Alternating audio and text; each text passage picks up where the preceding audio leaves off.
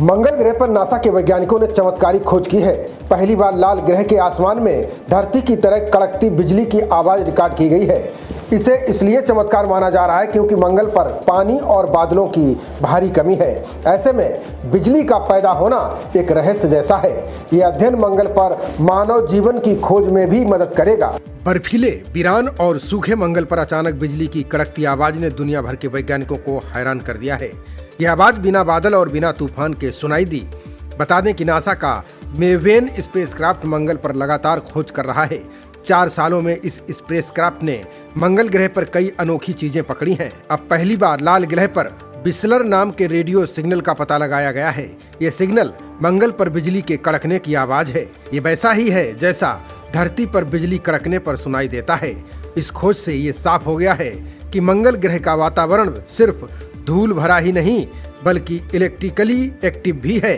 Record किए गए इस डेटा का जब बारीकी से एनालिसिस किया गया तो पता चला कि वहां बिजली गिरने की घटनाएं होती हैं। ये खोज इसलिए महत्वपूर्ण है क्योंकि मंगल पर पानी और बादलों की भारी कमी है।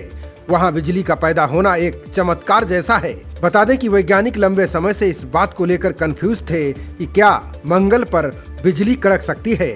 धरती पर बिजली तब पैदा होती है जब पानी की बूंदें और बर्फ के टुकड़े आपस में टकराते हैं।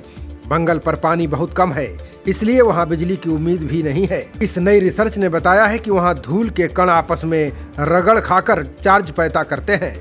जब ये चार्ज बहुत ज्यादा बढ़ जाता है तो वो बिजली के रूप में डिस्चार्ज होता है।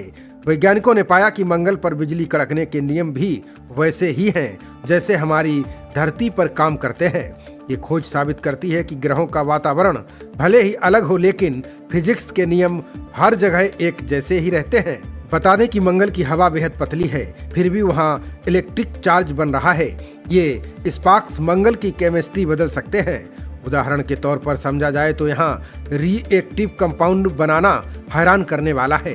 नेचर जर्नल में प्रकाशित यह अध्ययन बताता है ये खोज मंगल के रहस्यों का सिर्फ पहला दरवाजा खोलती है। अध्ययन के अनुसार जब भी कहीं बिजली गिरती है तो वो सिर्फ रोशनी ही नहीं बल्कि इलेक्ट्रोमैग्नेटिक रेडिएशन भी छोड़ती है। इसमें बहुत कम फ्रीक्वेंसी वाली रेडियो वेव्स भी पैदा होती हैं। जब ये लहरें किसी ग्रह के वातावरण से होकर गुजरती हैं तो इनकी स्पीड बदल जाती है।